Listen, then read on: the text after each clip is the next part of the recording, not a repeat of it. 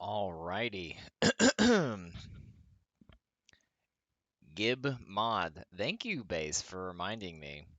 Um, so Base has a timeout on her record because I don't remember what she said, but there's one time where she said something during Saloon and I timed her out and it took away mod privileges and no one ever gave them back to her. And this was like 2 months ago. And Base, I don't know how to give you mod. Not from this screen, at least. I don't think I can from where I'm at. I'm on slops. I don't have my thing over. Thing on my Twitch on. Whatever. Anyways, you don't care about this. Let's introduce our crew for today. So we weren't here last week. We took a week off because I had a test that I had to take. But we are back. I got 100% by the way. So uh, we are back, and we have our reigning champion back with us. So before I introduce him, because he's on mute and he can't say anything yet, I would just like to say that always just in time was the last person in the call and was 3 minutes late. So, anyways, how you doing tonight? That's not correct. I was always just in time. I was right on time. You guys were just 3 minutes early. Okay. But You ready yeah, to kick some butt tonight? I think I told you guys this pre-show, but for the chat, I actually can't make it next week, so I might decide to tactically int, so I wouldn't have to come on next week and miss my other obligation. But that's the only reason I would lose. Obviously, if there's any points that I make that are slightly subpar, it's intentional. I think there's a flaw in your logic because Brushy won the title and then left for like over a year. So I think you could easily win and not show up next week. We can't all be tuna. We can't all be tuna. That's true. Speaking of tuna, um, Ronnie, Monday and Tuesday, how are you doing tonight? Our long, um, always on guest who always says get someone else because I feel like I'm on every week, and he's here. Hey man, you tried to find another guest and you failed. And where did that bring you? Back to me. Back to you. To be fair, you were filling in for us because we did have someone else scheduled, but they couldn't make it at last minute, so stepping up to the plate, always, there when we need him. You know what? Bonus point for showing up and saving me some stress tonight. All right, Hey. which might not be a good thing because if he starts with the lead, then he might be back next week. um, I don't know. I make it to the finals and then I just lose. It's fine. Staying on brand anyways, like the Falcons. next up we have the second best Gen 2 starting Pokemon with Cyndaquil based ink. How you doing? I'm good, and we all know that's wrong, but that's fine. I would just like to say when I went to make my custom Pokemon button up on You did. That's that right. shirt website, all of the Totodile evolution was sold out. So, They didn't buy any of the fabric because they knew it was all going to be Cyndaquil orders. well, to be fair, Cyndaquil was also sold out, and so Oh, was okay. its third evolution, but its second evolution was still there, which means Ah, Totodile is slightly more popular. yeah. I mean, Quilava is very unfortunate. Icicles, Ron is on again. Thank you for the sub. Yes, Ron is on again. But he wasn't on last week, and that's the important thing. I've never doubled somebody up if they didn't win the week prior. We're still on the row. All right. So with that, I think we're ready to get our show going tonight. Um,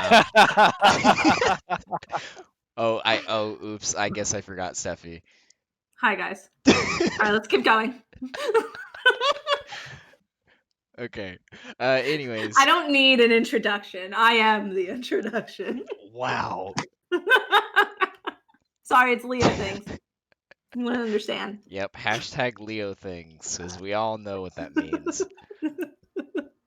Um, anyways, we have some pretty good questions coming at you tonight from we have Legacy finals just ended. Hero finals are starting this week, and we have 2 players that are in the Hero finals on the show on competing teams. Then we have Wild in semis, Pro playoffs just starting. We have core set announcements that just came out recently, and we have some other good shit that's we're gonna get to. Ooh, and we have the Octathlon that got announced, and we will talk about that at the very end tonight. Anyways, Odd the Saloon. I don't know what that means, Justin. I don't know what that means. Anyways, let's start with question number 1. We're going to go clockwise like normal, starting with Mr. Just in Time, and we're going to start with a Battlegrounds question.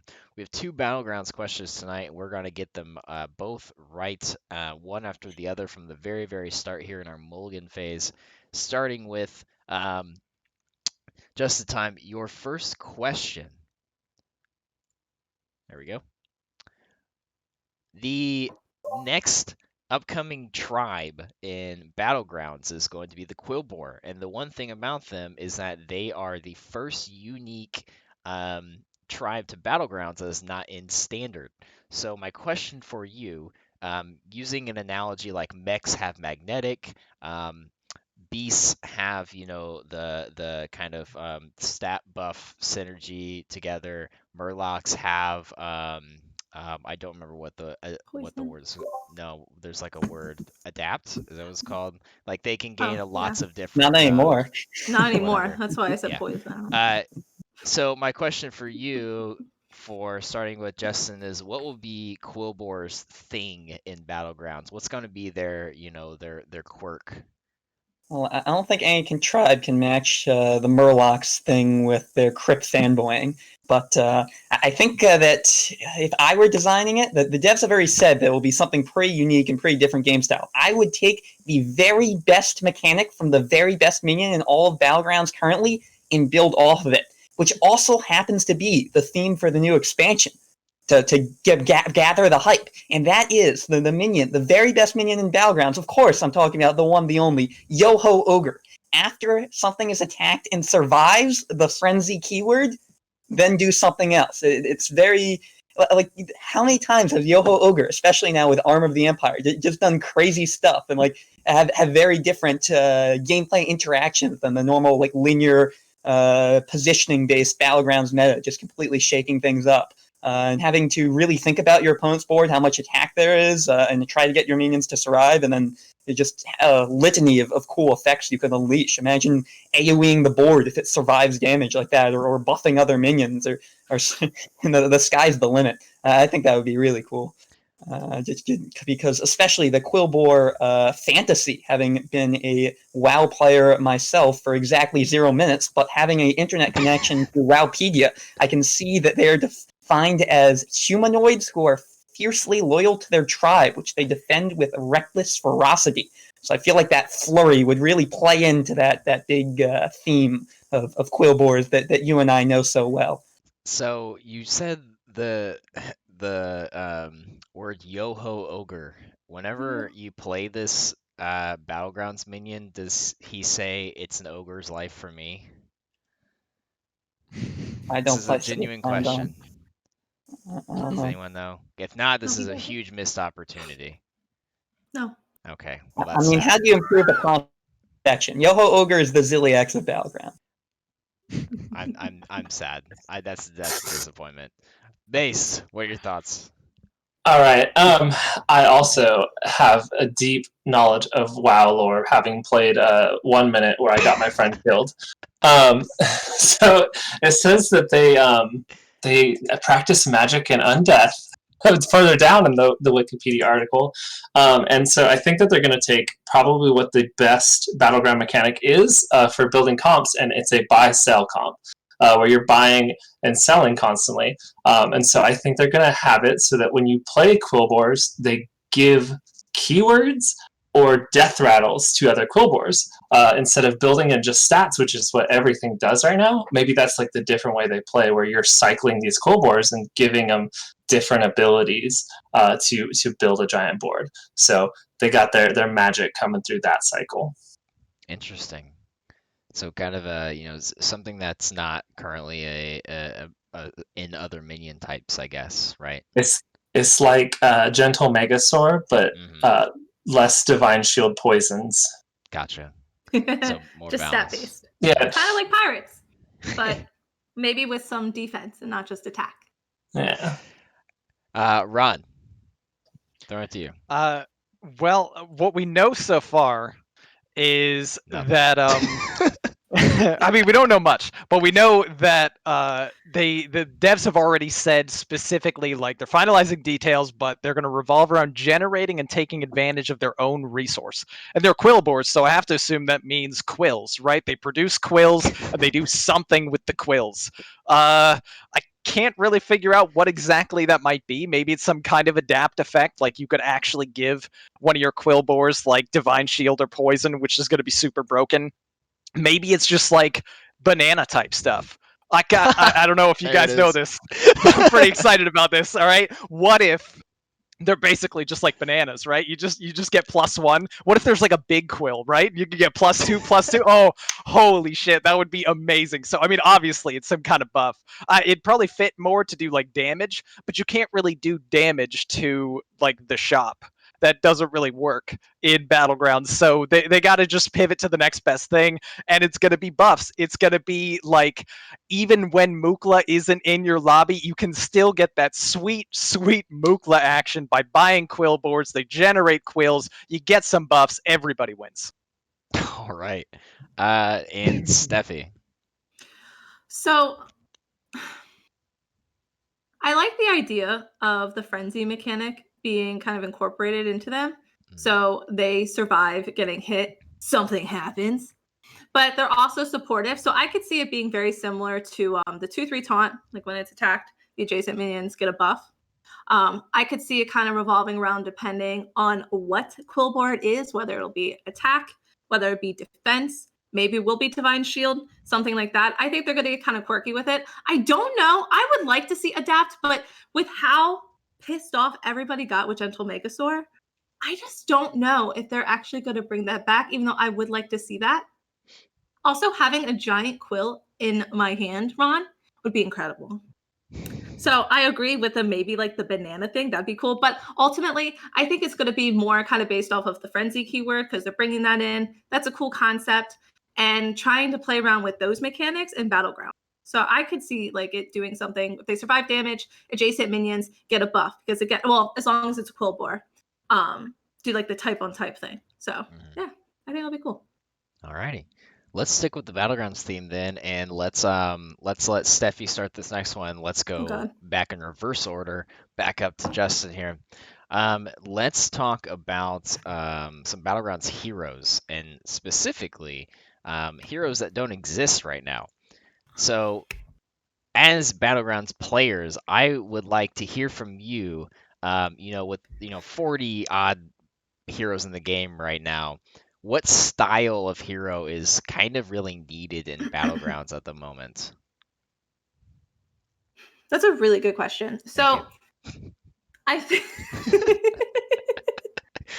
so what's frustrating as a Battlegrounds player is I feel like there is only a handful of heroes that consistently get you top 4, which is considered winning in Battlegrounds, while the other ones rely a little bit more on luck. So I like the heroes that are consistent throughout the game. So there's some heroes that kind of give you like spike turns or spike effects depending on what's going on in the state of the game. And while that's fun because it's fun to be able to kind of say like, oh, I like, it's like, I got that 10% win, or I got really lucky. I was able to play the ghost and then was able to like utilize my hero power because it's like mid-late game. But those just aren't as consistent. And I think if you're grinding Battlegrounds, if you're playing Battlegrounds to get a good MMR to really like get in there, they need more consistent heroes. So like Omu, I would consider a consistent hero. So it's something that is it's a passive hero power, but it's something that's utilized throughout the whole time you're going. You get mana, money, resource, which is like how you do really well because mana gives you resources. Resources helps you win the game. Elise was a little broken post nerf. It's like she was normal, and then they tried to like fix her, but then she was too overpowered. So now she's just back to being not really that good anymore. but something that allows you to get some type of resource throughout the whole like game, like the beginning, middle, and end. It's not just like we're spiking at the end because we survived and we got really lucky and we played players that just weren't doing that well, or we, like I said, we got to play the ghost. Or it's not like I'm Yogg and I'm just able to really power through at the beginning into the mid game, but then I don't really have a comp and then I fall apart and I'm worthless. Like those are like 5, like 6 heroes. Like we want consistency. That makes sense. Does that make sense? I feel like that makes sense. I want something that like levels out through the whole thing. And we really don't have a lot of heroes, in my opinion, that do that are affordable. Like there's some where the concept's there, like some of the buffing, but it's too expensive. And then you really can't do it in the beginning. And it's just like consistency. That's my answer.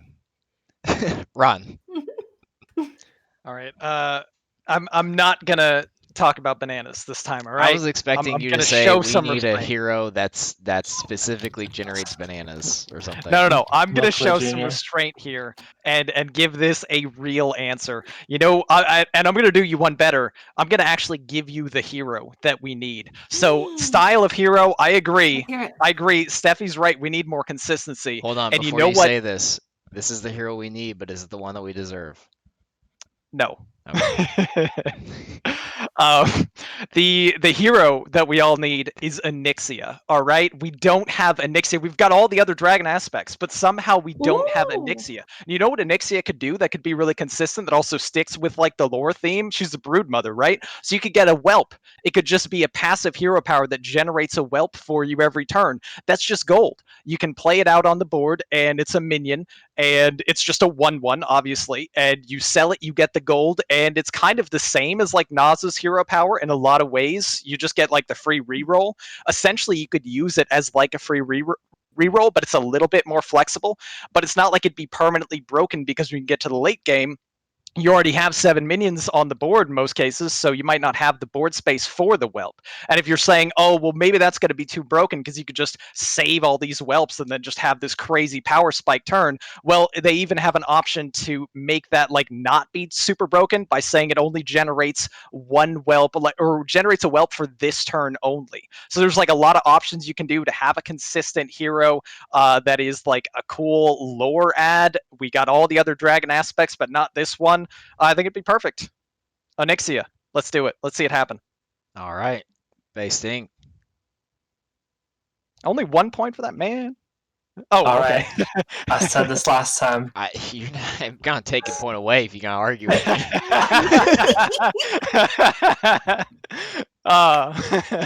We Easy need come, easy go. aggro heroes. You need to punch people in the face when they level up too early.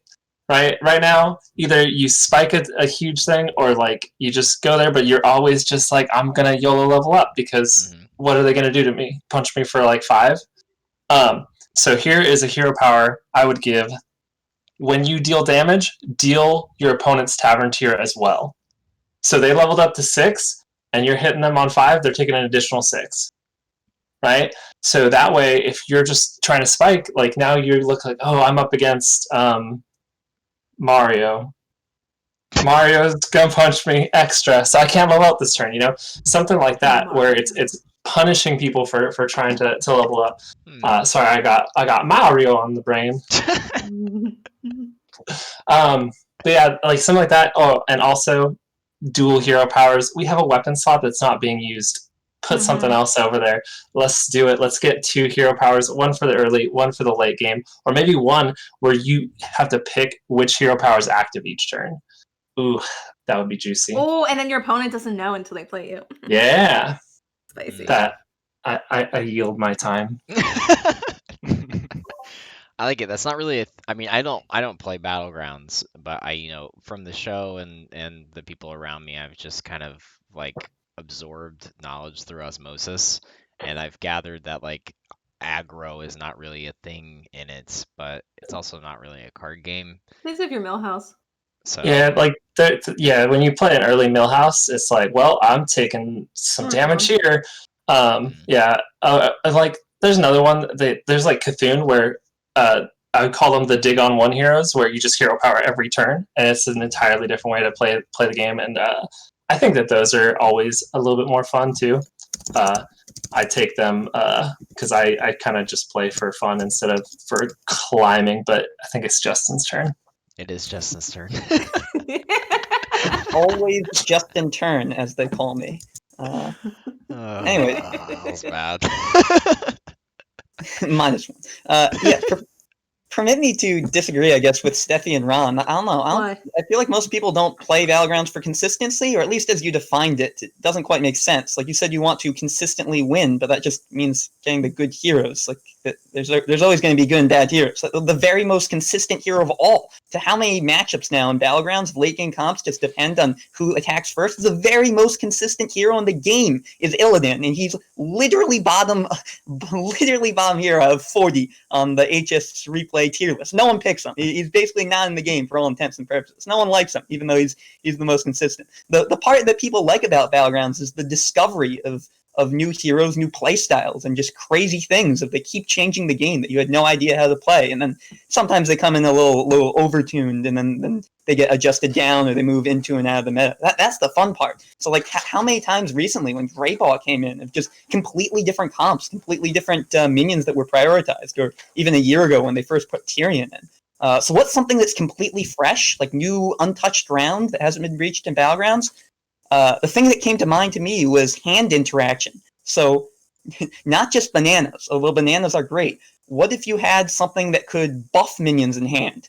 Hand buff, or maybe give you gold for an econ build based on having cards or minions in your hand. Or it could be like a Demon Hunter one with Outcast, if you had a certain hand size, so it wasn't just you're outcasting everything. Or it could be certain patterns in your hand. Just how people love the betting mini game of when you get barrier off. What if there's a hand pattern, like tile design mini game of symmetry or something like that? Another thing that could be cool, completely different, is a sort of like one payoff, one drawback hero like Millhouse based around board slots. Like we all know you don't want to be a 6-minion Andy, but how bad? What if you got a benefit for doing that? What if you only had 6 board slots, or vice versa? This might be tough to implement on UI, but what if you had 8? How big of a restriction would it take that for that to be balanced? And then the last thing I had, actually similar to base, was in order for aggro to be kind of a viable thing, you need to be able to get rewarded for killing other people. Or right now, because it's a 1v8, if you just beat up on some guy, it doesn't really matter because there's still 6 other people that you have to care about. What if there was a hero with like lifesteal, that like a sort of like the one that sets you start at 50 health 2.0, that you can make massive amounts of life total if you maybe could have a hero power that was costed. If you press this button this turn, if you win that fight, you gain that amount of health, or some other benefit based on thresholds if you deal more than 20 damage to someone. I feel like that would be completely unexplored ground of all those ideas of just completely changing how you play the game. And then people after a week would realize whether they're good and bad and go back to the old stuff. But for a week, it'd be really hype. Ron.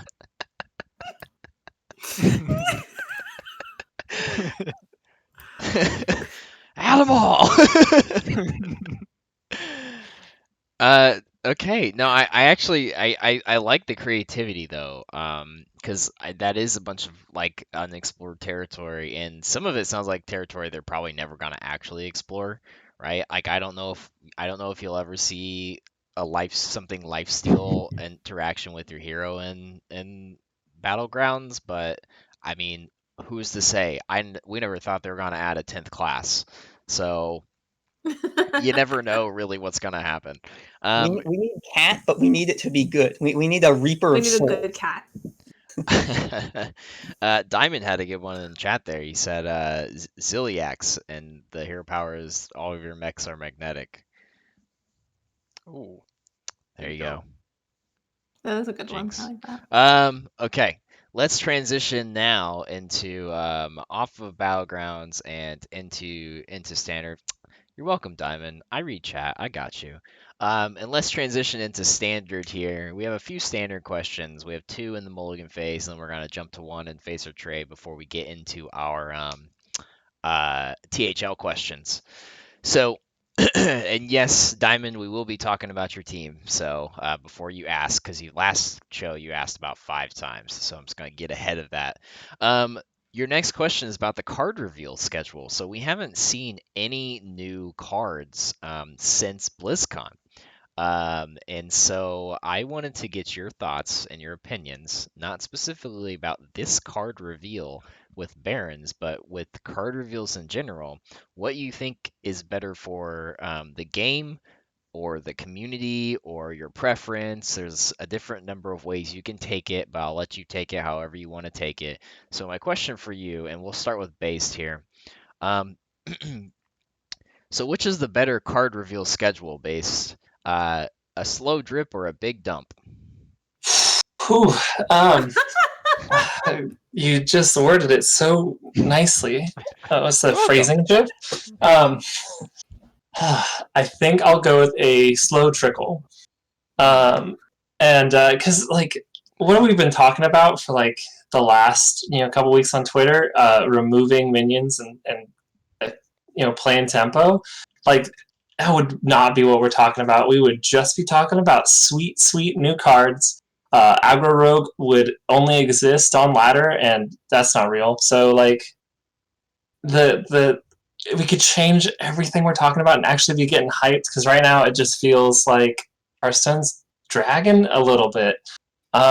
And so getting that a little bit earlier instead of just waiting to just kind of throw it at us in like a span of 8 days while is kind of neat for those 8 days. I like it to spread out a little bit and marinate in that. Okay. All right. Bowmaster says reveal all cards 4 hours before they go live. One way to do it. I mean, I do have to say, League of Explorers reveal was absolutely hype, where they go, hey, check it out. This is what we're doing. It's BlizzCon. Here's what it is. Play it on Monday. Have fun. That was pretty hype. I will say that one. Then, so I don't have that frame of reference, but that sounds pretty cool. Steffi. It's hard because I'm the type of person that's like, I need to know. So it's like I part of me wants to be like the slow drip, because like we all get bored, and then it's like, here you go, here's a crumb, here's a crumb, something to look forward to. But I'm also dramatic, and I kind of like feeling like not knowing, and then they're just like, bam, I'm gonna go. My brain decided, big dump, because you don't know, like if they're just giving you little pieces, little bits and pieces, and you start getting a feel, and then it's like normalized, and then you're excited because you keep getting a little bit.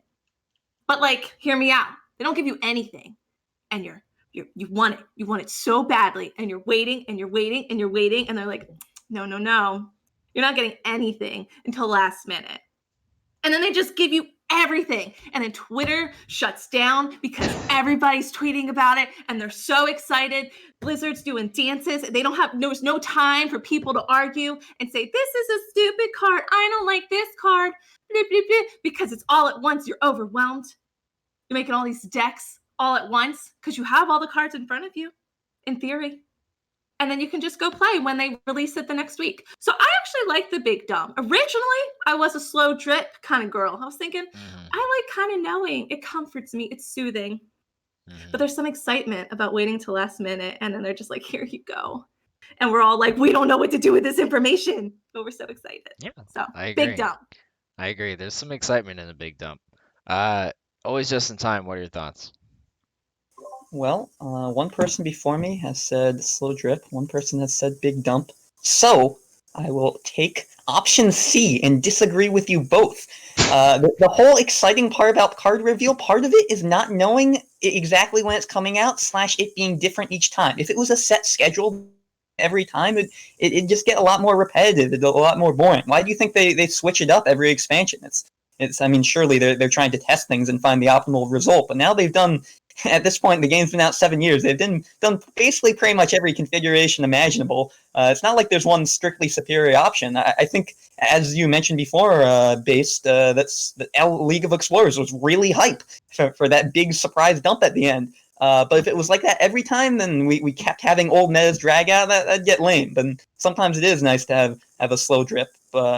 and especially right now, I would agree with you. It would be nice, but I don't think there's any one best answer. I think the variance and keeping it fresh by keep switching it up, the exact cadence and pace is really what it's after. Okay. All right. Took the or in the question. Ron, throw it to You you. did type it. I gotta support the satisfaction of a big dump. I mean, at the end of the day, like the meta is a little bit stale right now, and it doesn't feel great to play Hearthstone at the moment. And now more than ever, it's probably like a decent argument for the slow drip just to keep people engaged. But I feel like people are going to be engaged enough already. There's a new expansion, there's a core set coming out. People are so hyped about the core set. We already know what the core set is too. So you don't need to try to like build up that engagement. And there's nothing more exciting than like that early meta when no one has any clue what the hell is going on. We got a bunch of cards all at once. We don't know what to do with it. There were no theory crafting streams or other things beforehand where there's already like some emerging meta that people are kind of already leaning towards and shapes things a certain way. We all just get to experiment like crazy. So hear me out. We don't reveal anything. Right? Expansion day comes, still no cards revealed. 1 hour, the expansion's already live, still no cards. What is happening? 2 hours expansion. Oh my god, all the cards are here. Nobody has any idea what to do. Let's go nuts. Not seriously, probably shouldn't do that. But just like release it all at once, like a day before the expansion. Let's get maximum hype like right before we're ready. And let's just let this awful meta as it stands right now just drag out for all those people who enjoy the misery right up until we get the new stuff and we get all our shiny things we can play with. Can you name someone in here that has been putting themselves through misery of playing standard right now? Not me. I thought you just said before we started that you've been No, I've been grinding. avoiding it. Oh, never mind. I heard wrong. I guess I don't listen to you all the time. That's Anyways, fair. we have one more question. We have one more question in the Mulligan phase, and we're going to talk a little bit about the core set. We have a couple of more core set questions, but they're going to come at the very, very end. So we're going to take a detour from it after this one question. But the only person who has not started yet has been Ron, right? Right? Yes, correct. All right, Ron's going to take it right back up, taking up the mantle for this last question in the Mulligan phase. So let's talk about the core set, and I just have a very simple question for you, straightforward. Ron, what are your thoughts on the power level of the core set? The power level's really not bad. Like, I think they did a really good job with the way they crafted the core set. They upped things a little bit to the point that, because today's Hearthstone is nothing close to 7 years ago Hearthstone. And if they tried to keep things like as close to they were previously, they were just going to make cards that didn't see play, or might just be like perpetually broken. So they kind of tweaked things a lot of different directions. Like, for instance, the Deathwing that doesn't just discard your whole hand, right? The Alex Straza change is pretty interesting too. Like 8 damage one way or the other is really it's a lot different of a way to play, but it doesn't mean that you can just create this combo deck where it's like, oh, well, I'm going to set you to 15. Good luck on the next turns as I combo you down.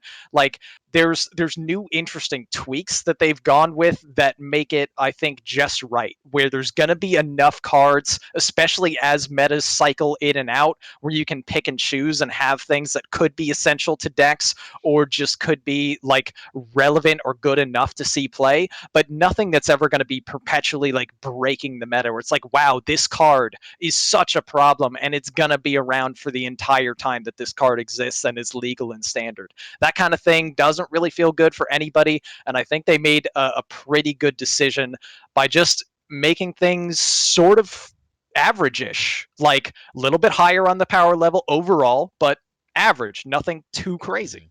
It's smart. All right. Steffi? So I agree that I think this looks balanced. And what excites me, because if you know, I used to be really into standard and then I took a break because I cared about my mental health. as we all know as Hearthstone players, and then I discovered Battlegrounds, and then I made excuses by not playing Standard because I had Battlegrounds. When I look at this announcement of the core set, kind of how they're revamping the structure of the decks that we are going to be playing, I'm looking at starting off with the specific class cards that they chose. It just, and this might only make sense to me how I word this, but it makes sense to me, so I'm going to say it. It feels like the heroes. So when I'm looking at what they pick and choose that they want to include in the core, some of the new components that they're adding, it just feels like the hero. Like, so Mage, for example, I'm so excited about some of these cards that are coming back. How we have a lot of spell focus and a lot of the secret focus for Mage, which is one of the big components of Mage.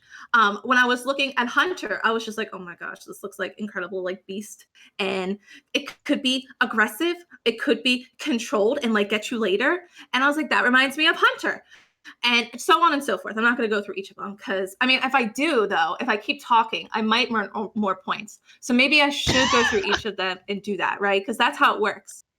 But anyways, so I was looking at those initially, and it just gave me, wow, this reminds me of when I started playing Hearthstone, or like was consistently playing a few years ago, and just felt like the heroes. And that might only make sense to me. I hope somebody else understands it, but I loved it.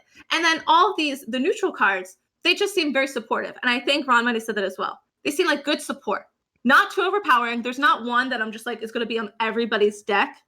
Well, we all know the exception of what's going to be in everybody's deck. But, right. Is everybody going to play it? Nozdormu! Thank you. Yeah, I forgot. Nice. Always Nas. They seem like great support cards. It seems like there's going to be a lot of diversity again. I at least hope.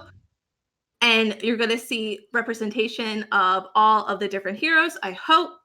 And so this gives me hope. So I think this is going to be nice and balanced and a lot of fun until it's not. So you're telling me that the game makes you feel like you're a hunter? Feels like the first time. Feels No, like the very first time. I was making it. Never mind. I Just in don't give up time. on it. That's okay. It was a reference to Donkey Game videos. really makes you feel like you're Batman. Yeah. Makes you feel like you're Batman. Go ahead, Yeah, I mean, Justin. I agree with you, Steffi. I mean, Classic back in the day was supposed to be the entire game of Hearthstone, where this is just like a set made to branch off the core set to build on. So because we don't see the other building blocks built off on, it's kind of tough to evaluate. But I agree with Steffi that's pretty thematically well done for new players coming in, just explaining what the class is. However, this question's not about the theme, it's about the power level. And honestly, I was expecting more. Why are there so many cards that just got from 7 years ago that got their cost decreased by 1 and still will see the exact same amount of play? Why is Assassinate 4 mana? Prize Plunder exists. Why is Fiery Windaxe still at 3 mana? Like, Sword Eater exists. Like, why is Assassin's Blade at 4 mana? Self-Sharpening Sword exists. Hook Scimitar exists. I just scroll through it. It feels like half these cards are just dead on arrival because there's cards that are still in Standard that will be here for the next year that are just clearly better than them. And to Ron's point about like worried about cards being pervasive and must includes if you put them as too powerful in the core set, I'd say it's the exact opposite. You can easily change them. You don't have players worrying about, oh, my deck I crafted, because Blizzard's giving you them anyways. If you miss high on power level, it's not the end of the world. And even then, they change the core set at the end of the year, so they can easily just switch it out. Even if they do push the power on something and it's pervasive for a year, it's actually even less time if you print a card in a normal set, which is there for at least a year. If it printed the last set of the year, then it's 16 months. If it printed the first set of the year, it's 2 years. So I really wish we got something that really made me think about reevaluating these cards. Well, if we put Assassinate at 3 mana, okay, then that might be a question. King Crush at 9 mana, that's just so sad.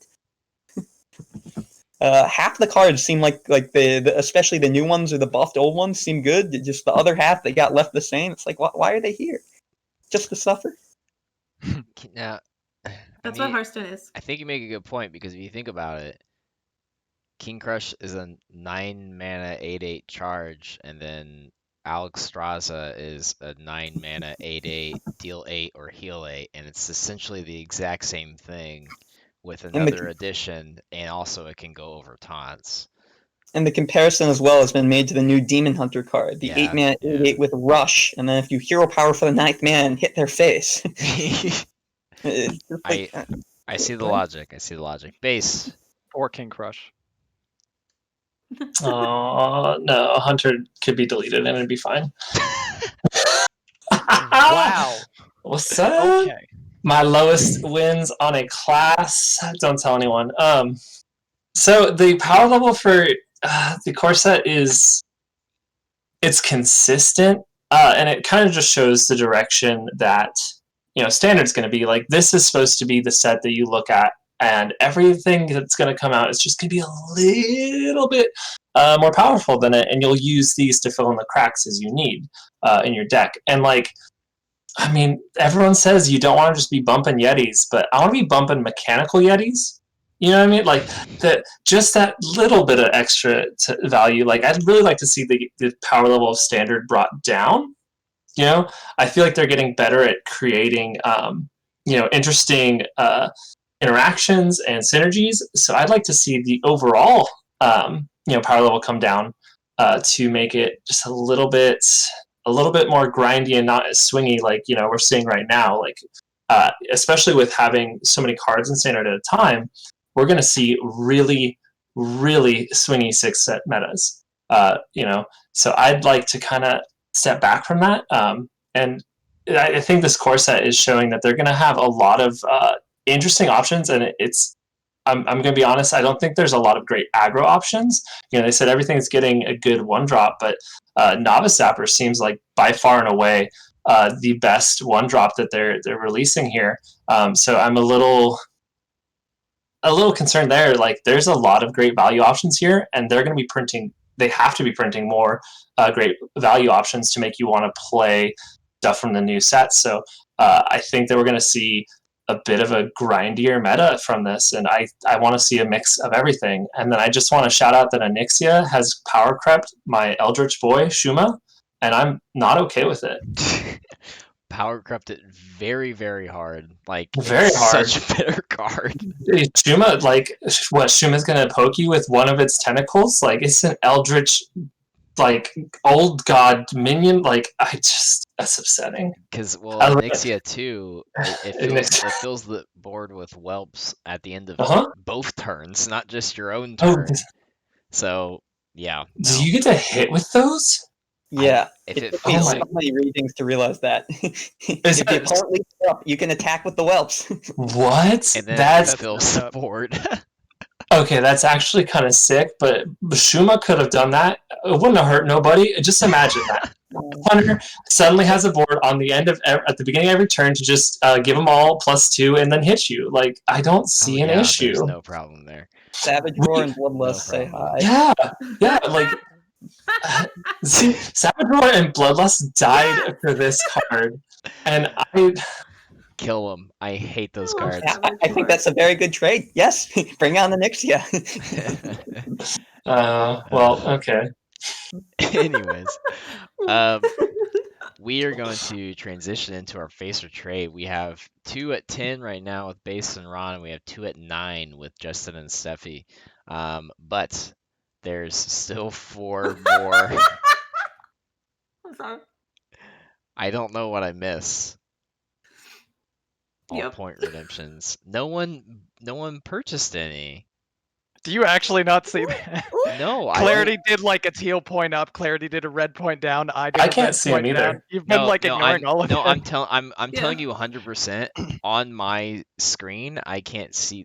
You know why I can't see them? Oh wait, really? It's because I don't have Twitch open. I usually have Twitch open too, and I don't. Also, I just have slobs open right now. I have Twitch open. I got a point in the beginning. You know what? We'll take a timeout. If you tell me, if you tell me right now where, like, the for each person how many they need, I'll do it right now. Okay, let's see. Right, I need 20. If it gets a +1, okay. Base gets a +1. Okay. We're gonna go. We're going down. Who is blue? Is Blue Ron or is it me? Compelling Blue is content. Justin, Justin but is Bone Blue. Masher did redeem Blue and said hell yes at Ron, so I think you might have been confused by Teal, but we can give it to Justin anyway, because it is redeemed He for Blue. did buy Blue. Unfortunate. No, you- Diamond also said Blue, point up, so that's another +1 for Justin. Clarity, Teal, point up, 1, that's 1 for me. Red, point down, -1 for base. Red, point down again, -1 for base. And I think we're You- good now. Hunter cowards. All right. Okay. This is what happens when you're in the chat. Play a real So- aggressive class like Rogue. So because I don't have From Twitch English. open right now, why am I saying that? I'll just open Twitch right now. I'm an idiot. Twitch Just like because I don't have it open, tell me. Mako Um, stubbornly refuses to open Twitch. I will not open Twitch. Twitch will remain closed. Anyways, let's move on to Face or Trade. And in this round, you all will be telling me face, meaning you agree with the sentence, the statement, or trade, meaning you disagree with the statement. And we are going to do one more standard question, and then we're going to move on to some THL related questions. So let's start with Steffi here. So this is the question. Before a few days before we start. Actually, why am I saying a few days? I've gotten really lazy. The day before our show, I give them a list of topics, but not questions. And for one of the topics, I just put secrets because I didn't know what to put without just writing the question.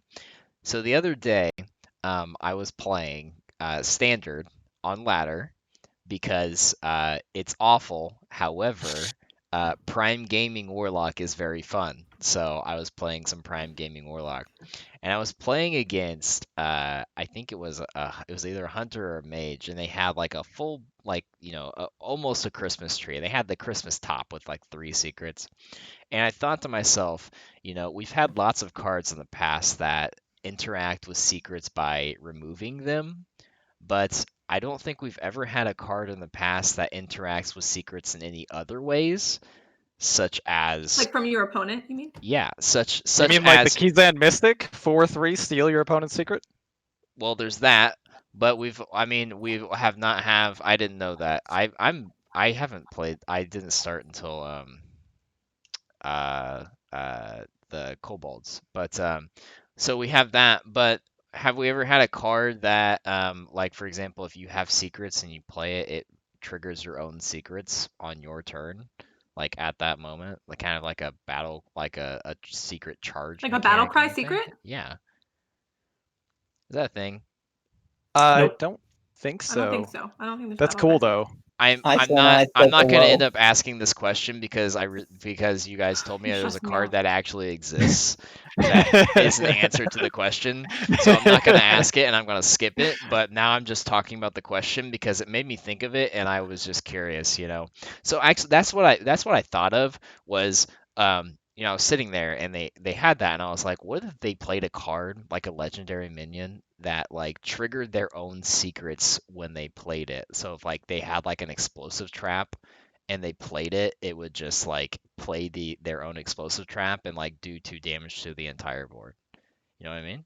Wouldn't that That'd be cool. Wouldn't that be a cool There card? was Yeah, like a one battle cry paladin secret. card that Yeah. did the legendary that like double cast your. Yeah. No, yeah, it double triggered your secrets when Uh-huh. it got triggered. Yeah. Yeah. I think that'd be Anyways, cool. we're I remember skipping in- that question. I remember hearing in beta there was some paladin combo back when secrets could trigger on your own turn that was like an OTK with eye for an eye that was not good but was very unfun.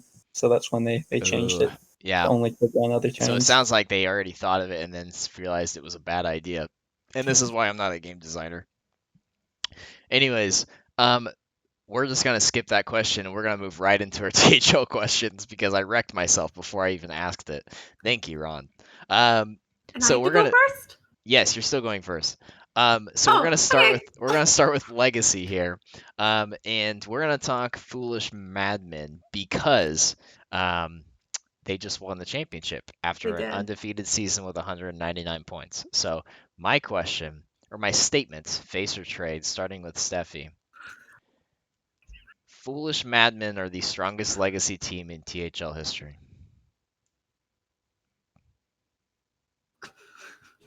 Oh. Okay, my brain went 2 ways with this one. I don't know what ways it went, but go for it. Okay, hold on. Foolish Madmen are the strongest legacy team in THL history. How many Simply because- members of Foolish Madmen can you name, Steffi? One's right here. He's above me. Hey. Diamond. I think he's the captain, Did right? Diamond play? Yep. I think he was just the captain, right? Yeah. No, That was fun. No, played, he okay. played. Okay. And then there was a bunch of other players that I don't know yet. That's all you need. But give me time. Give me time. Gosh. Okay. I really want to be. I really want to be Stephanie and just be like, trade. They're not vote of no confidence. That's my answer. Who's stopping Trade. you? Go for it. Trade. They're not vote of no confidence. In my opinion, I don't care if we lost. I don't care. He didn't. What's the question? Strongest legacy team. He didn't say winning. Listen, our team dynamic. Oh. No, I said it. I said it. Trade. Okay. It's actually vote of no confidence. All right. Based, face or trade? Easy face. All right. What is Hearthstone and THL all about? Cheating value, right? Seriously, if you looked at the PRs, both of the finalists in Legacy cheated PR with either wild players or TESPA players who don't play ladder and are way undervalued. How many rookies that just blew up this season on Foolish Madmen? Right? Like, you cannot buy that with PR. They cost 22, but they went like what? 14 and 6 combined? Mm-hmm. Something like that? Yeah. It's insane. And then you had Diamond, who is a fantastic 5. You had Dardar and Justin, who had experience and knew them. Like, this was a team that had existed before and just now got to come in THL and destroy. Like, they ended at 2,200 PR. Absurd. Undefeated. Is there any other team that's undefeated and won the Legacy Championship? There's a team that went undefeated and lost in the finals. I do know that team, yeah. Yeah. We all know that team, Yeah. don't we, Base? Yeah, don't remind me. Anyways, this is the strongest Legacy team that's ever existed. And that's what it's about. Like, having a rookie that just comes in and blows up, that's one of the easiest ways. We cheated PR that season too. We had to win. Yes, we did cheat PR, very much so. It's all about those wild players. Gotta get the wild players in before they, Wild and rookies who are about to pop off. Yep. Justin. Love a good rookie. Yeah, so I face a trade. The only acceptable answer here is pass. I don't know enough about THL history. Point But down. Base has already sung my praises enough. I mean, I don't know. Are we the only undefeated team to win the championship? I don't know. I'm told we had the most points per week and the highest number of PR at season end. And I guess the other thing to note is that we didn't advertise it from the rooftops, but we weren't just a TESPA team. We were a full Northeastern team. Darian, me, Ben, and Jim all go to Northeastern together in Boston. And then Diamond was assistant coach at us last fall and helped out with our TESPA team, was involved in that. So I'd say he counts. Having Ben and Jimbo, who just didn't play ladder for many months because they were playing tournaments instead, helped out a bit. But I feel like it's a question of it's like the classic question of sports of who was the best football player ever. Like, are you comparing Jerry Rice to like Antonio Brown or someone like that? Like, they're different eras. It's tough to say. We're certainly dominant this year. There's certainly teams in the past that were dominant too. I'll let Base toot my own horn. Ron? All right, so I love going face. I know you I love almost going always face. want to pick face if there's an option, but with feel like this there's a trade question, I coming. was like, you know what? I feel like I have to trade. First, like you have to win the title, right? There's no way that your team gets considered sorry Steffi, but if you didn't win the title in your season, you are not the strongest THL team of all time in Legacy because you didn't even win. So I went through and I was like, it's probably like one of the HSA teams. Then I was looking at HSA and I'm like, you know what? Sage is on this roster. Sage is on this roster. Sage is on this. No, it can't be them. You know what? It's Face. Oh my God, it's Face. This team is the best team of all time. The strongest legacy Hold on. team in Before you THL history. continue, are you saying that none of those HSA teams are the strongest because Sage was on the roster? Yes. One of the most winningest player in THL is on the roster. Can't be good. Well, no. Winning as captain. All right.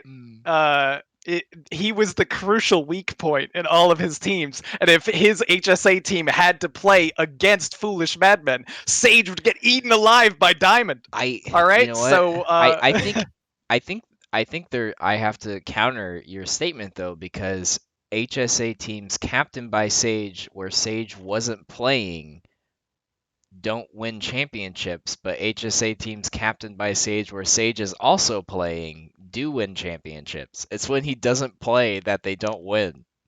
True, but I mean, sometimes when he plays, they also don't win, and it's just an argument about different eras, Hey, like you know Justin what? brought up When in you're sports. when you're in every other finals, you can't win them all, right? Here's the biggest argument for Foolish Madmen being the strongest THL team of all time, ending true PR 2,517.65.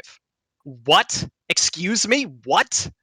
This team is unbelievable. They basically this is a one season only team because they grabbed a bunch of players that they knew were like way undervalued PR from what their true skill was, and you can't underestimate the chemistry of the team from what Justin said. They're all basically close friends who talk to each other a lot, who prep a lot with each other, know a lot about Hearthstone, and are really strong. And they basically gamed the PR system. Props to you guys. It was smart. It was a good move, and it paid off. They went undefeated. They were 1 point shy of a 200-point season.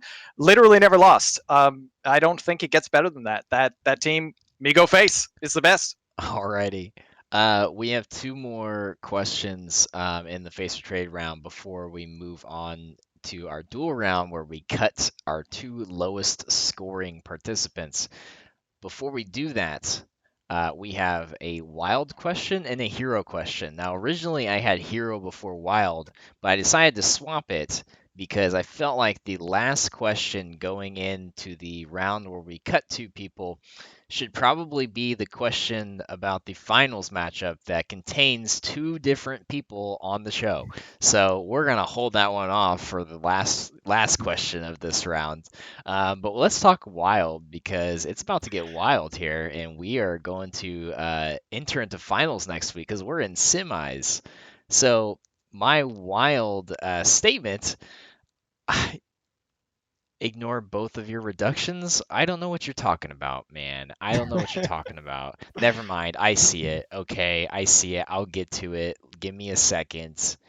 Uh, anyways, you interrupted me mid wild thought. I had a wild pun I already made, and it's all out the window, and it's all crap. Wild He question. interrupted me. He yelled Shut at up, the Justin. chat. Shut up. He interrupted me with Yeah. indignant rage. Let's Shut up. let's take a point away from Dardar. Yeah, Dardar, point down. Let's start with Ron here. Ron, wild series. I want face or trade. The finals will be everyone's a winner versus F2L Viridian. Oh yeah, I'm going Face for sure. These are the best two teams in Wild. There's no question to me that these are the best two teams. I thought for a minute there that maybe it was Hey Loser in Brown that was going to be the biggest challenge for Everyone's a Winner. Everyone's a Winner, just so you know, like far and away the best team. They're going to win the title too.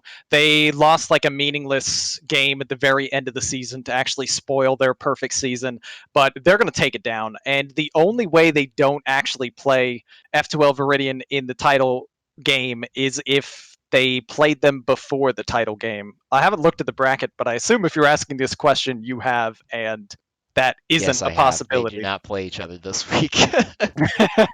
So, it's going to be everyone's a winner versus F2L Viridian because these two teams are insane.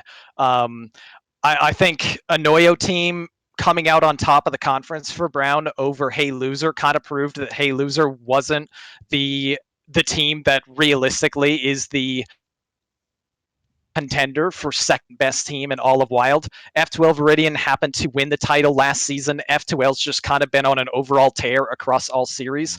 I think they're going to make it there again. And this is going to be the season of F2L remembering to finally lose in the finals, which is going to be just, fun to watch because everyone's a winner is not going down. They're taking down All the right. title, and it's going to be F2L who loses to them.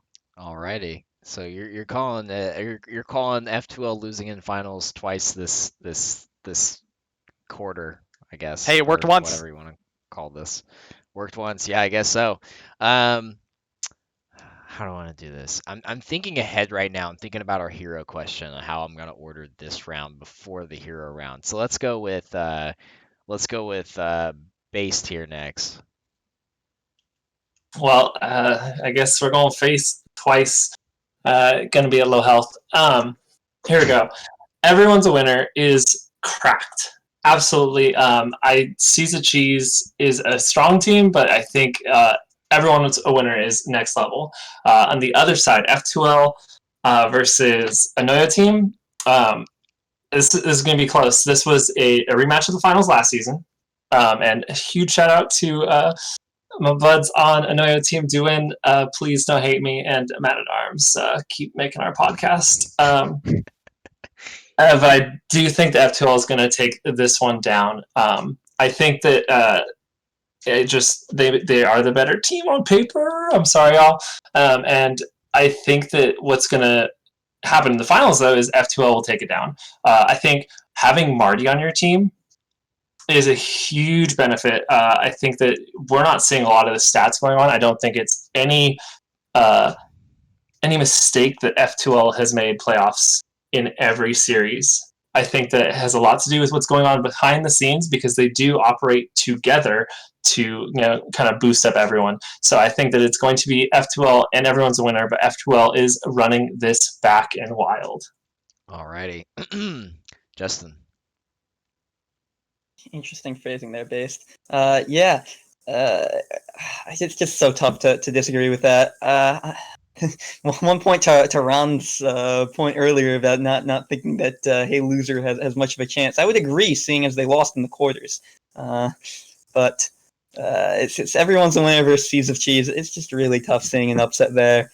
I guess the Noyo team has a slightly better chance versus F2L Viridians, and Bone Matcher is in chat. So if I wanted to score some chat points, he's already given me 1+1 on the night. Perhaps accidentally, I can predict his team to get past them again. But yeah, I don't have anything original to say. Just they're the best two teams on paper. They'll probably take it home this week. All right, Steffi.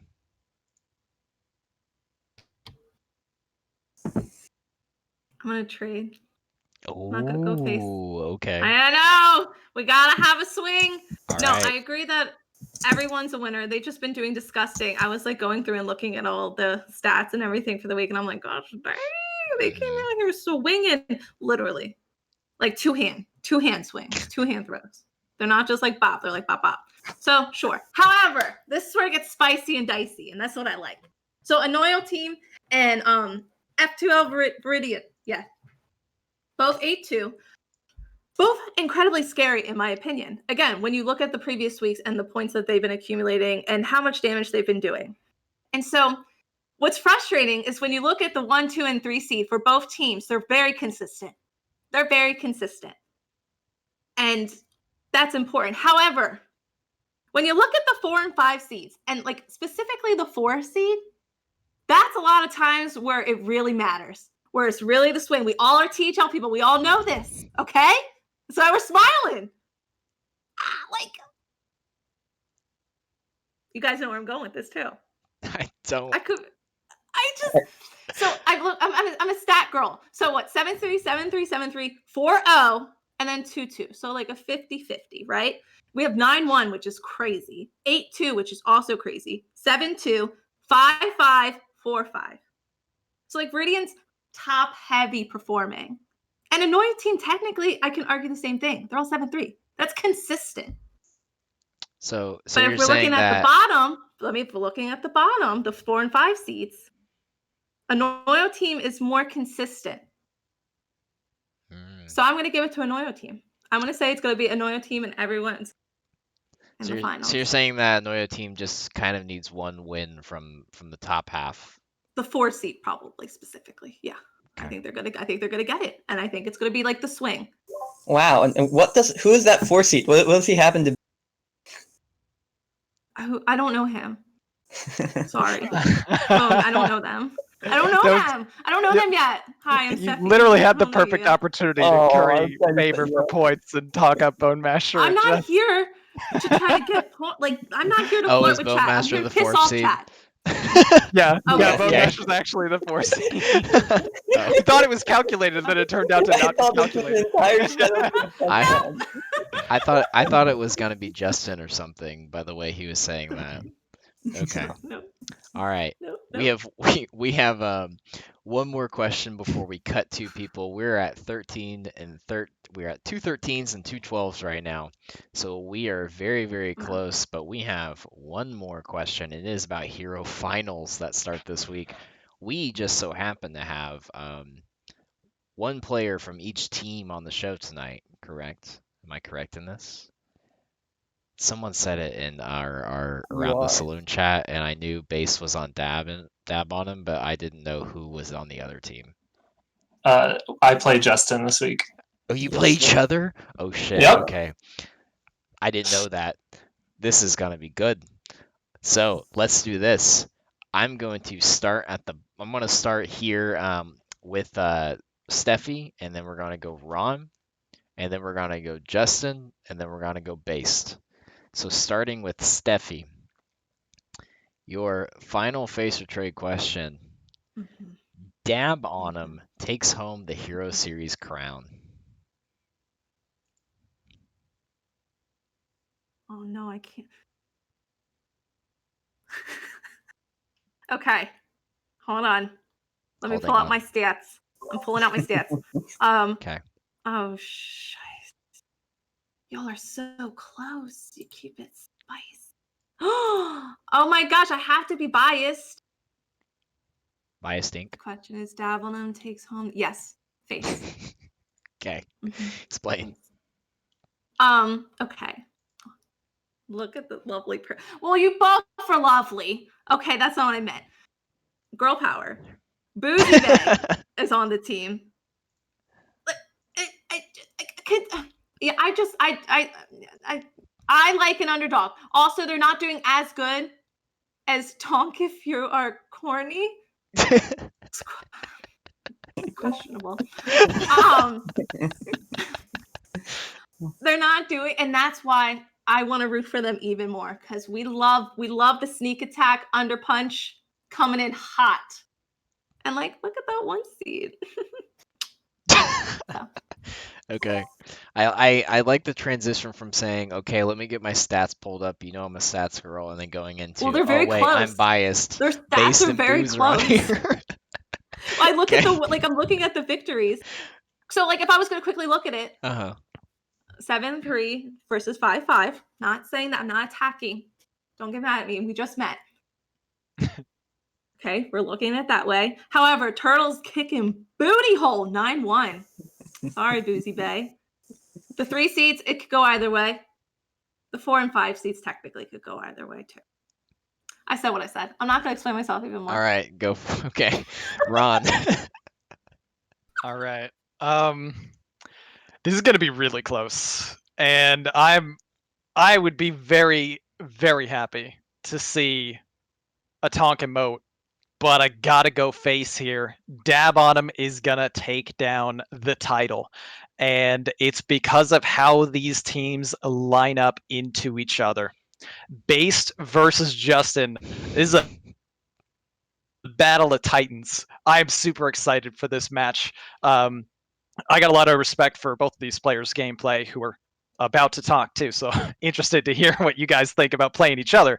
But I think Based having just a little bit better of a hero season. Justin, no arguing, way OP in Conquest and Legacy, but Hero, not really Justin's season, hanging out at 5-5 and kind of getting carried rest of his team to make it this far. I think Based has the edge in this 1 seed, so we give the edge to Dab here in the 1. In the 2, Booze versus Turtle. Maybe Booze can steal, some points or a win, but I don't think it's likely to happen. Turtle is way too good right now. Turtle's the fuel that makes Tonk If You Were Corny go. Turtle is the reason we're going to have a Turtle Tonk emote if they win, and that is going to be awesome. So I'd totally be here for it if they did wind up winning. And if Turtle loses, they're done for. But Turtle wins. In the 3 seed, Duin versus CMAC, really interesting match. CMAC has actually already played Duin in Hero when Duin was kind of getting a little bit more familiar with Hero. CMAC did win, so I could definitely see him winning here. He's got the PR advantage, but we all know Duin's kind of smurfing that PR and has been since he entered PR-based series. He's 6-4, but one of those losses was a DQ loss for Duin, so I think he'll actually, not DQ in the championship game.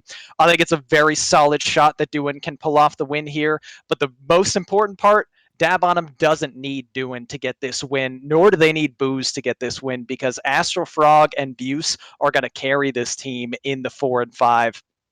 Astral Frog versus Nine Eyebrows. I got every faith in Base younger brother to take things down with the championship on the line. And then you've got just a massive PR mismatch between Buse and Skirt Reynolds.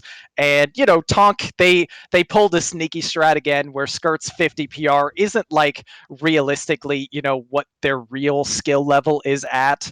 But I did just see Clarity get the victory in a 3-1 over Skirt Reynolds last week, and I think Buse's caliber of play and style of play is going to also pay off for Buse here and win in the 5. So if I had to call each one of these matches down the line, it's Based, Astral, and Buse take the wins. 3-2 victory for Dab on him. You've got your hero champs right there. Yes, and then tune in to Heart Center tomorrow and hear Ron talk about that same thing, right? Oh wait, no, that's I don't do predictions on Heart Center. That's right. I always and you too on Heart Center tomorrow. Then tune into hear me on Wednesday on Tavern Talk. Hey, there you go. There we go. There it is. This week. There it is. All right, Justin. Wow. Normally, I'm not one to tonk my own team's horn, but Get the fuck out of here. I feel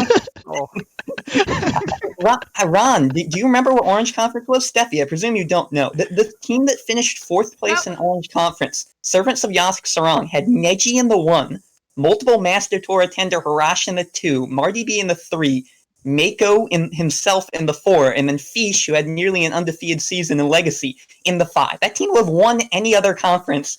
Maybe not overvote some conference. That team was in the 4th out of 5 places in Orange Conference and missed playoffs just because of how strong Orange was. I'm 5-5. That's because half my matches all season have been against either Darian or against Neji.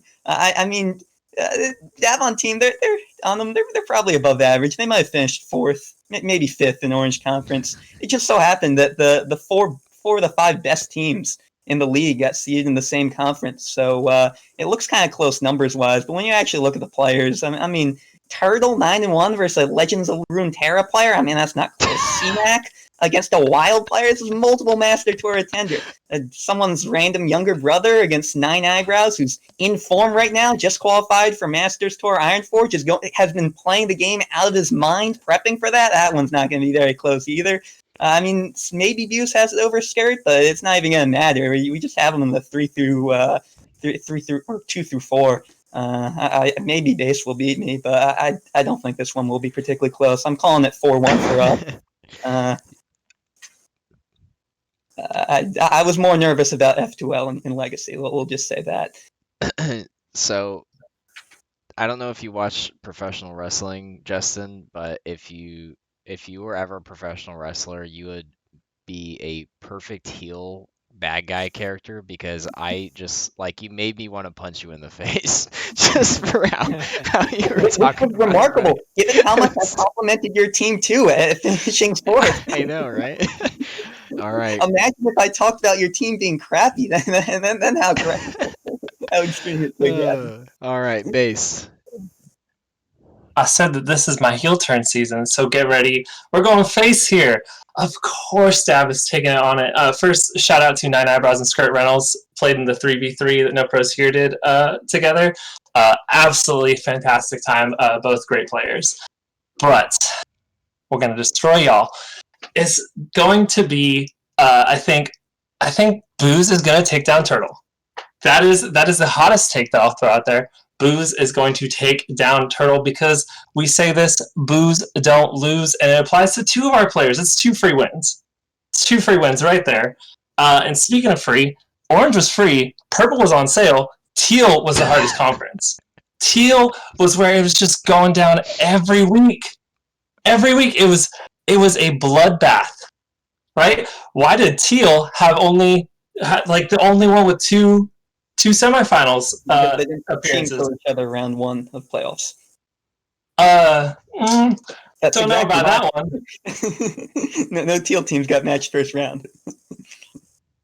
Hey, Purple didn't get matched with itself. And only one that Orange did. But hey, like Orange, that's because that was the top seed taking on the bottom seed. Was Agua really the strongest if they were the bottom seed going into playoffs?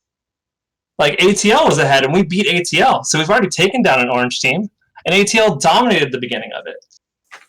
It's gonna be a close one, but we're gonna take it. Interesting. Okay. Even I- more interesting. We're have a 3-way tie at 15. Sorry, Steffi. So. You should have put another Battlegrounds question in. Oh, I'm sorry. Well, you know what? I have 2 people that I rely on for my Battlegrounds questions, and one is overseas and the other one is on the show, so I had to make them up on my own. Oh God, okay. I did not have a contingency plan because usually this doesn't happen going into the duel round. Usually it's after the duel round for the winner. So, It's okay. Base can take the win here. I'll take the win on Thursday. Oh, we just got your Mumkhead redeeming a blue point down to Justin. Maybe his heel turn finally undermined him here. Yeah, If you respect that redemption, Justin goes to 14. I'm respecting it because I was trying to impromptu think of a tiebreaker question because I didn't prepare one. So yes, that works. In fairness, Justin wouldn't have even been at 15 if it wasn't for Bone Masher going for blue instead of teal. That's true. With the hell yeah Ron comment. Hell yeah Ron. Now, before I move on to the duel round, I would like to point out Diamond's comment of me allowing a last minute points. I was actually just going to say, let's let chat decide who moves on and let chat just like buy points or take points away and just see how it ended up and say fuck it. So, but this works out perfectly. Anyways, Justin and Steffi, we will see you in about 10-ish minutes. So they're going to be on mute for just a little bit of time. Wow, they did it themselves. I love that for them. I'm going to reset their points back to 0, and we're going to move on to our duel round. In our duel round, it is a 1v1 with Based versus Ron Mexico. I would like to take this moment real quick to congratulate Based on winning around the saloon for tonight. What? Thank you. That's what I do. That's what I do. I make it to the finals, then I lose. Oh yeah, that's well.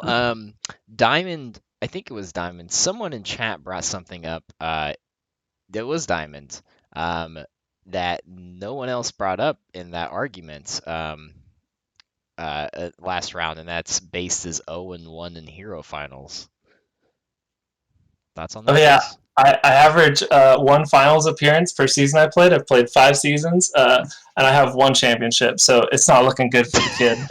It's not looking good. Stats are not on your side. Okay. Anyways. It didn't fit my argument, so I left it out. I don't have a coin to flip, so I'm going to flip this for who goes first. I'm going to flip this.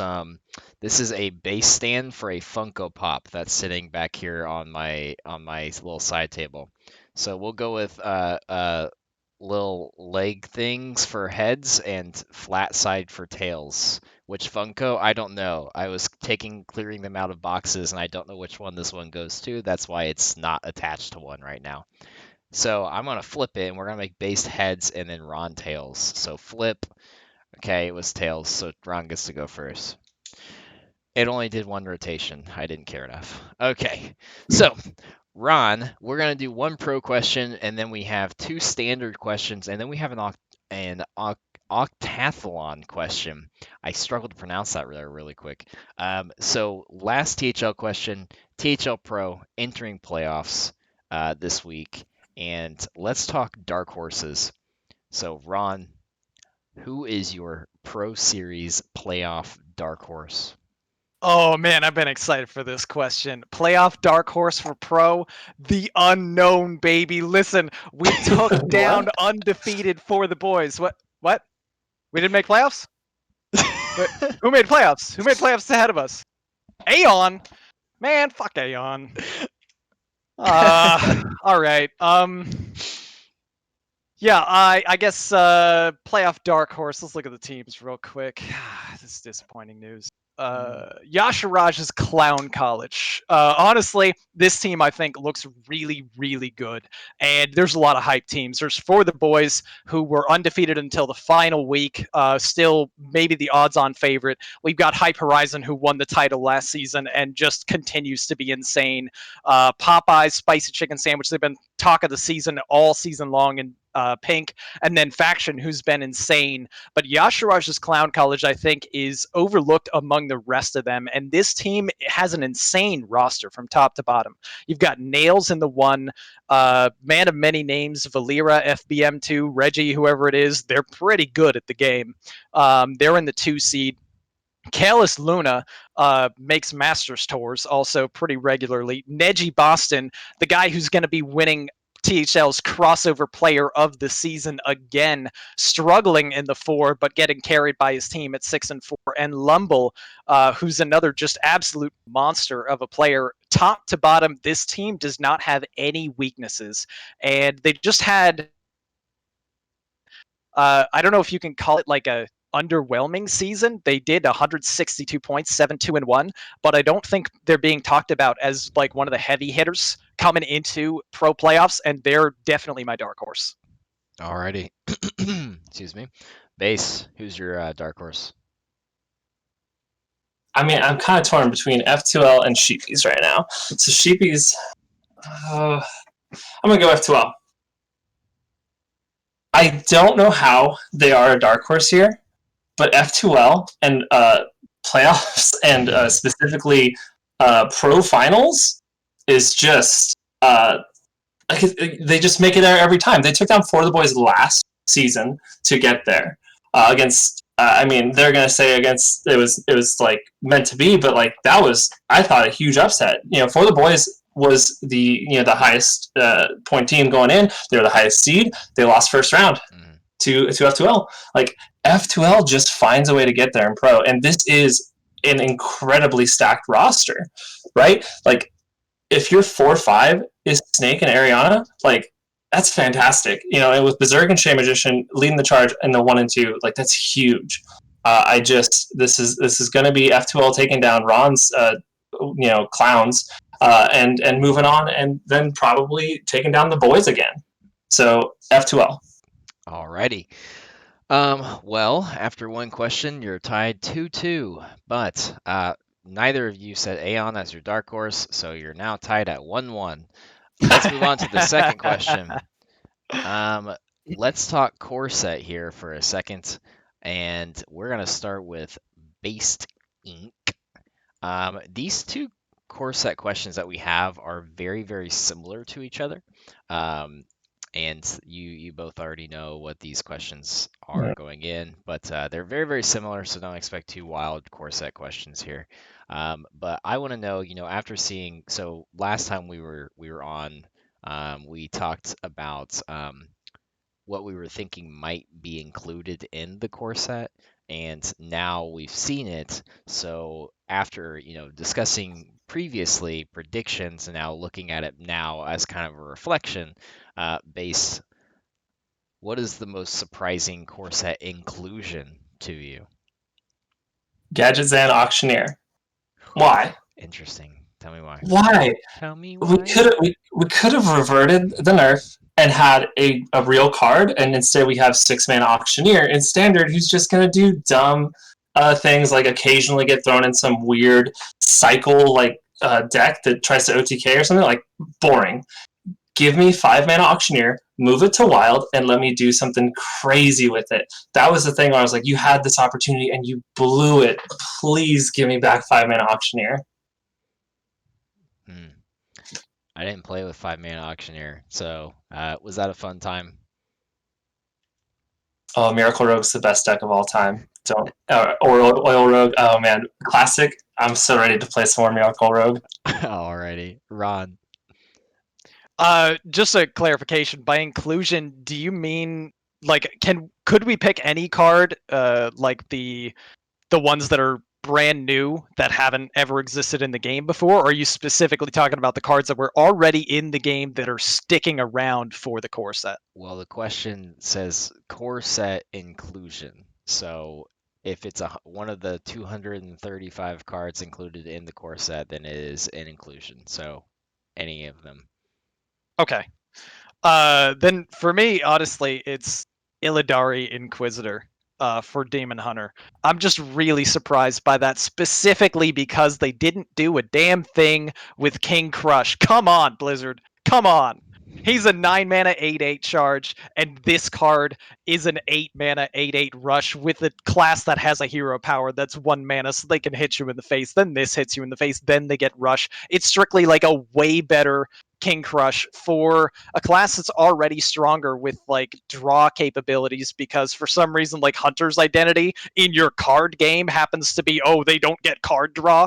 Yeah, that's a cool weakness to have. Sure, but Demon Hunter can go ahead and have like all this card draw, and then we're gonna give them better King Crush. It's absurd to me, and it bothers me. I don't know if this is more a thing that I'm upset about of the inclusion of Illidari Inquisitor, or the fact that they kept King Crush but didn't do anything with its stats or cost. Like, why are you just gonna print a better card for the class that is already better? Messed up. I'm upset about it, but I'm also gonna jam a whole lot of Demon Hunter and play this card a lot. So sure, fine, whatever. I'm That's- surprised though. That's the question, right? What's Yeah. surprising to me? This is surprising.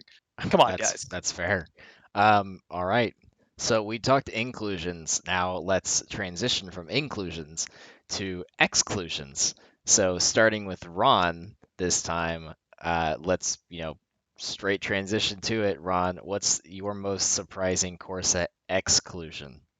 All right, well, you might sense a theme here, but no Huffer? Huffer's gone? Face? Are you kidding me? Face? What? What?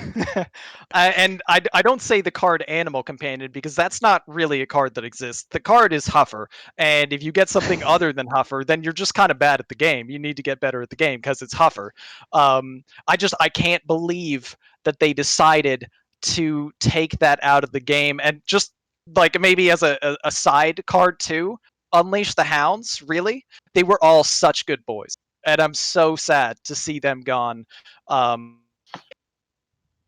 Misha, I think like Misha, Leok, whatever, those shouldn't get rolled. But Huffer, like, that's the iconic one. I can't believe Huffer is gone, and it's very, very sad to me. How are you going to exclude that? Come on, Blizzard. Rest in peace, Mean. Huffer. Base. Rest in peace, Voidwalker. Zoo just will not feel the same without Voidwalker. Like, there's not really 1/3s for Warlock to be throwing stats on. So like, what does Zoo do? Like, we've lost Burst. We don't have Soulfire. We don't have Power Overwhelming. Like, is Zoo gonna be able to stack buffs? Like, that's what it was all about. It was about getting good boards, making efficient trades with those boards, and buffing those boards. And like, we still have Wriggling Horror, but like, things are just aren't going to survive for the wriggling horror. I really would like to see the Voidwalker come back in. It's that nice cheap taunt. You get to protect yourself a little bit every once in a while that you need to in Zoo, so you can keep using that life resource. Like, you're not going to be able to put in the new life gain they've added to Warlock for Zoo. Like, what happens to my Zoo? Oh, shoot, Spirit Jailer exists. No, it doesn't. Flesh Giant doesn't need to get cheaper. Don't worry about it. Okay. We have one more question left, and it works out now that you're tied because due to the nature of this question, I can just pick whichever answer I like more. So we're talking THL Octathlon. If you're not aware of the event, with a PR of 20. Jesus fucking Christ. What's the number? 21? What's the number of PR that you can build? 28. 2800. 2800. I'm on the board and I helped decide this number and I can't even remember it. Of 2800, you would be creating a team of 8 players that would compete in 8 different events, spanning from standard to battlegrounds to wild to Nas, Dormu, Stone to classic, with everything in between, specialist and I might as well say the others: specialist and strike, and LHS conquest. Those are your events. Kind of like in the vein of your normal, I don't know if there's actually octathlons, like 8 event kind of things. I'm sure there is, but they're usually like decathlons. But yeah, so my question to you, and it's not even really a question, but I'll give you a few seconds to think about this, and we're starting with based here, without PR restrictions. Okay, I'm gonna give you this caveat because I don't want you to think PR here. Without PR restrictions, build me the most OP octathlon team. Who's your All right. Battlegrounds player? Who's your Wild player? Who's doing Specialist? Who's doing Strike? Who's doing LHS? All right. So Battlegrounds. Ooh, because they got to play 2. Mm-hmm. Give me Blue Sombrero in Battlegrounds. Because I could put Blue Sombrero someplace else, absolutely crush it. Second highest point earner in the BG series last time. Wild. Give me I'm Marty not B. giving points here, by the way. I'm just gonna pick my favorite answer for the win. Okay. Marty B for Wild, and he's going to help prep in a lot of other places. Give me CMAC for Specialist. Just crush souls. People cannot handle Warrior for 8 hours at a time. Strike. Give me Markshire for Strike. The only person who plays Strike or cares about Strike. Steph for Hero. Just kidding. You hate Hero. Neji Boston, I think. In let's go with the Conquest for Neji. Let's see. Who else do I need?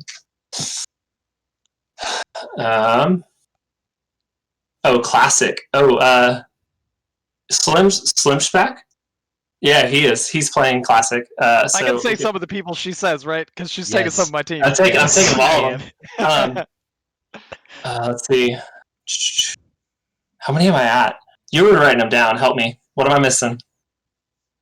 I need Hero. I was not writing them down. You need Hero. Okay, we need to redo this as a snake trap. I'm gonna go Mr. Python for Hero. No, you need a Legacy as well. You need Hero and Legacy. Ooh. Or Conquest, I guess. LHS and Conquest. Brewski. He's not around, but Brewski. He was around. He was talking in our HSA chat. That's true. Yeah, he came on, laddered, got into top 200, and then was like, never mind. Yeah, that's true. All right, so there we go. That's it. Brewski and Mr. Python to round that out. All right, Ron. All right. Well, I'm gonna have some overlap with Based, but I got my full team. It's gonna be Hoppa Bear. She's for BGs for sure. She's absolutely insane. Was on the winning BG's team last season and is a monster. There's a little bit of overlap. Slim is definitely going to be the classic player. I'm grabbing Neji too because Neji can go in almost any spot I need him to go. We got Rami and 6J. Those are absolute monsters. 6J might be playing in Wild. Rami, once again, can play in almost any mode. We're grabbing Markshire. As Markshire is very specifically our strike specialist. Markshire loves him some strike, and he's going to kill it in strike. And we just need a little bit more to fill out. I'm going one of the people on this panel tonight, Justin. I want you on my Octathlon team for probably Conquest. Justin has been completely insane in closed lists, legacy Conquest type. And also, you know who I just saw join the THL server very recently? This is no PR, right? Bank Yugi just joined the THL server. Let's get Bank Yugi on this team. We are gonna crush some fools. Let's go. No PR. We're dominating here. Get him. Well played. That was a very like ace up the sleeve final inclusion with recently joined today Bank Yugi. I'd Oh, like, yeah. I'd like to add Eddie to my team real quick. Oh, Nice. wait, hold Actually, on. already I'm just played kidding, in I'm just THL too. Really, really smart. Are you gonna Should have named Eddie. Are you We're gonna not. are you gonna submit Eddie as a substitute? Yes, Eddie's my alternate. And Diamond obviously has to be added if Eddie's going to be added, so that Eddie can get carried. Okay, yeah, someone's got to keep Eddie in mind. Smart. Yeah, Smart. so, yeah. Okay, well, let me distribute my points here. Oh yeah, let's add Alec. The dev as well. Smart. Is he first season champ? Steffi's right. Yeah, You that's both right. made a Lee is mistake. also now in You there. didn't Yep. take Lee for Battlegrounds. Yep. You know what? I'm not gonna leak roster, but Lee submitted his Battlegrounds roster, and I said, "Hey, Arhat, I don't know any of these people. Should people be worried about this?" And he said, "Oh God." Yep. So, have fun with that. Well, Ron. Oh my Listen, God, man. it happened. Listen. Oh my God. Listen. Congratulations. You won. This means a couple of things, though. It means you're gonna be back again, unless you don't want to. You're on all the time. So. Oh no. Why did I do this to myself? No, it's all right. I like coming back if I'm the champ, all right? That's okay. Episode 1, we take it down. Episode 9, we take it down. We never show up again after episode 10. Just, losing the finals, episode 10, maybe, who knows? And then just done. Just Right done off. for the rest of Saloon. Right off into the sunset.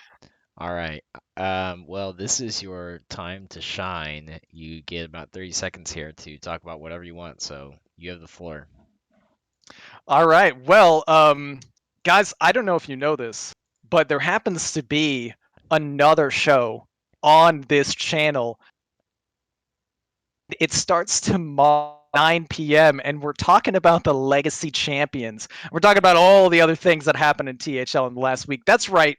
It's Hearth Center. There's a reason they call me running Monday and Tuesday, because tomorrow we got Hearth Center. We got a great episode for you. We're bringing the Legacy Champs. Justin's going to be on 3 consecutive THL shows today, tomorrow, the next day.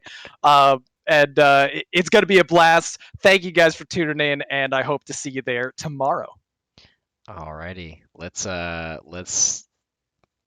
where's that? There it is.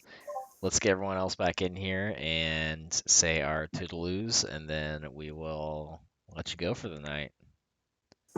Ron, I heard as well there will be an ad read competition on the Hearth Center tomorrow. Is there really? Oh shit, I'm game. Let's do this. Actually, you know what? You read my ad, I read your ad. Okay. Or what if you read the same ad at the same time and raced? I don't know if anybody wants that. I do. There is exactly one person who wants that. Okay. So Steffi, any final thoughts? When do we find out who's on the team? Well, I am waiting on one more logo. And It's not me, I turn mine in. no, it's not you. It's I don't remember, and I'm not gonna call them out on the show. If you tell me who they are, I will message them personally. Never mind, I'm gonna call them out on the show. Nice. And it's fine. I don't mind calling them out because everything's supposed to be sent in today. I get the feeling it's the defending champs. It's the defending champs. Yes, it is. Yeah. It is the defending Which champs. Jump Float's team. Yep. Hop a Bear. And them. It's Bob's Bounty Hunters. It's fine. There was a mistake. I talked to them. It's okay. So the team reveal show for Battlegrounds, I'm pretty sure is this week. I don't have a date for you. I got to talk to Donde, but that'll be announced in the main channel. There'll be an announcement that goes out saying, hey, Battlegrounds reveal show will be at this date and this time, so you can tune in. We have all the information. We just got to get a date set and get the stuff made for it. So it should be this week, I would imagine, considering we start a week from today, so it's got to be this week. So it'll be this week. My guess would be like Thursday-ish. So Okay. I don't know. This week sometime. You'll get an announcement. Anyways, thanks for tuning in. Ryan will be back next week. Steffi, Justin, and Base will not. Maybe I can get Booze on because I pinged him for 9 weeks in a row. Oh my Maybe god. not. Who's a regular member of Saloon? Oh, that's exciting. For those that don't know, Booze has a role in our content Discord for Saloon, and I've pinged him for 9 weeks straight, and he has said he is busy for 9 weeks straight. So we're gonna get him He's on popular. week 10. Yep, I'm gonna ping him right when we're done. All right. Have a great night, and we will talk to you in 7 days. Add a room terror Later, bud. question. Oh.